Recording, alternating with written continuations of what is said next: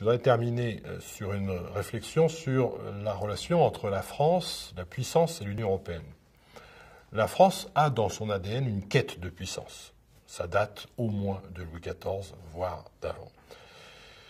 Néanmoins, après la Seconde Guerre mondiale, la France, en difficulté dans son empire colonial, a fait un choix politique tout à fait respectable de faire un changement d'appui et de concevoir la construction européenne comme un substitut à l'empire colonial et comprendre l'Union européenne comme une façon de trouver un multiplicateur de la puissance. Ça, c'est l'approche française, non dite, peut-être, mais c'est la véritable approche française.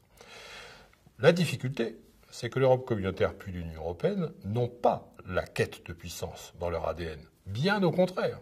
L'Europe communautaire, c'est tout sauf la puissance par la guerre, puisque, et c'est vertueux, l'Europe communautaire, c'est la paix. Et c'est vrai, ça marche.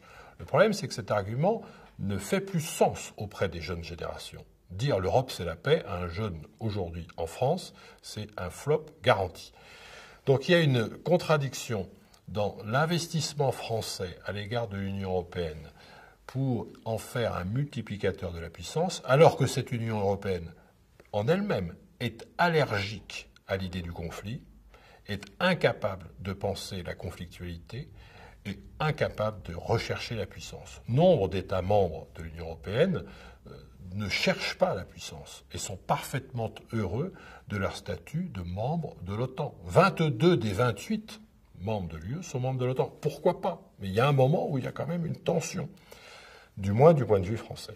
Donc on retrouve là une vraie difficulté, c'est l'inscription de la France dans l'Union européenne, dans sa quête de puissance. Il y a une contradiction.